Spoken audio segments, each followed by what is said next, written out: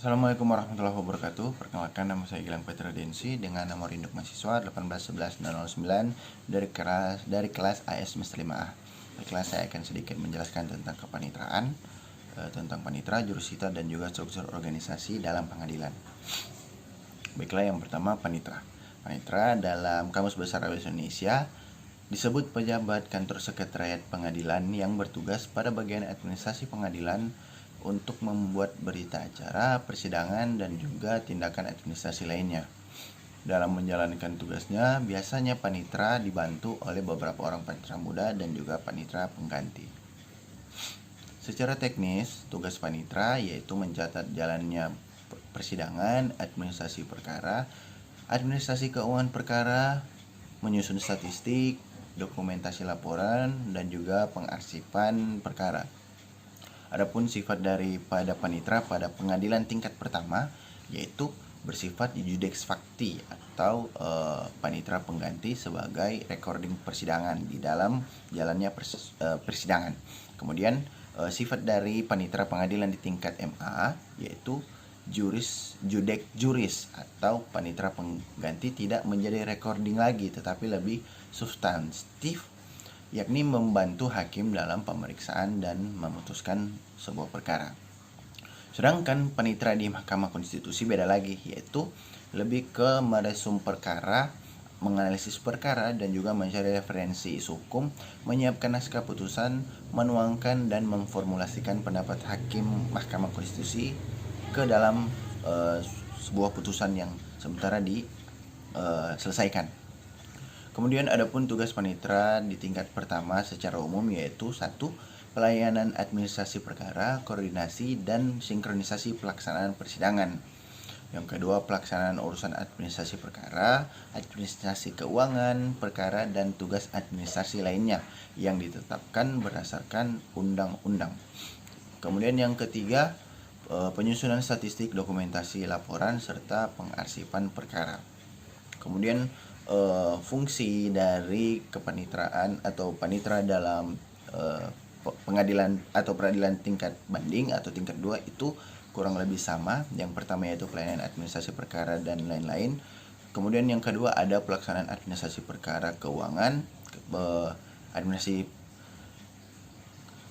administrasi keuangan perkara dan juga tugas administrasi lainnya. Kemudian adapun yang ketiga yaitu penyusunan statistik perkara, dokumentasi perkara dan juga laporan serta pengarsipan perkara. Kemudian secara garis besar atau secara umum tugas panitra ada beberapa, yaitu yang pertama membantu pimpinan pengadilan dalam membuat program kerja dalam jangka pendek dan panjang, pelaksanaannya dan pengorganisasiannya. Terus yang kedua mengatur pembagian tugas pejabat kepanitraan. Yang ketiga dengan dibantu oleh wakil panitra dan panitra muda dalam menyelenggarakan administrasi secara cermat mengenai jalannya perkara perdata atau pidana maupun situasi keuangan perkara perdata. Kemudian yang keempat yaitu bertanggung jawab atas pengurusan berkas perkara, putusan, dokumen, akta, buku daftar, biaya perkara, uang titipan pihak ketiga, surat-surat bukti, dan surat-surat lainnya yang disimpan di kepanitraan.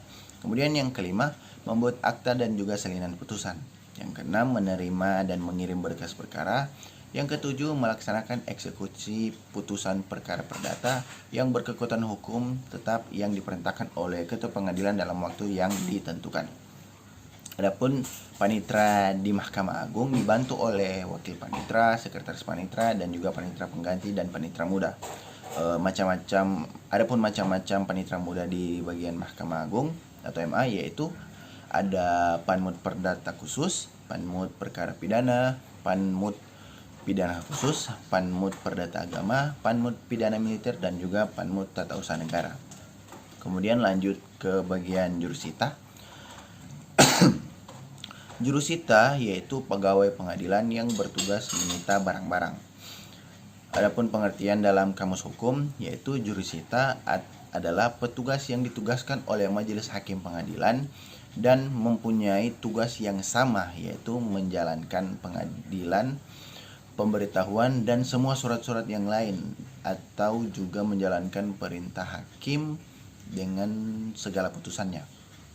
Adapun syarat-syarat yang menjadi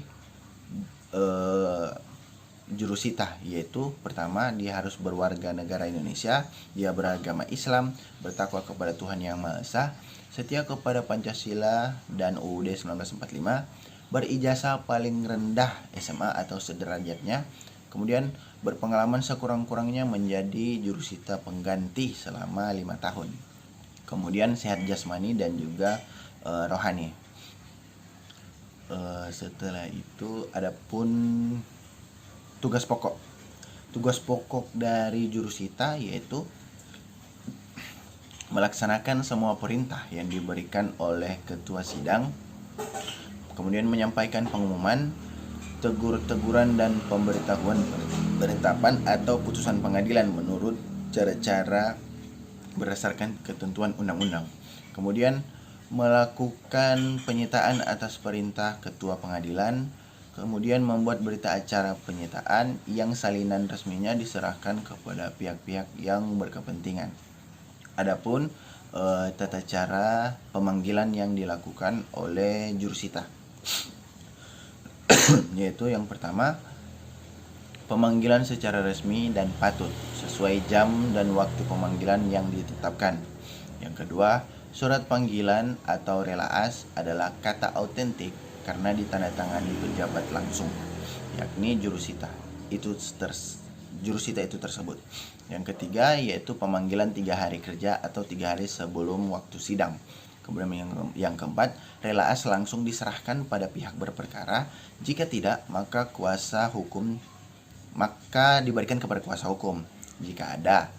Jika tidak bertemu, maka pada kepala desa atau kelurahan di tempat alamat yang dimaksud atau alamat yang berperkara.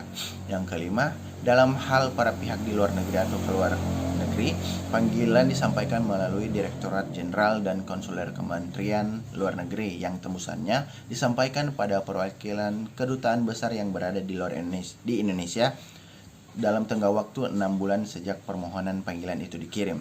Kemudian yang terakhir, yang keenam, dalam hal gaib, panggilan dengan surat kabar atau media massa sebanyak 2 kali dengan jarak waktu 1 bulan. Sedangkan tenggang waktu terakhir sampai sidang sekurang-kurangnya 3 bulan.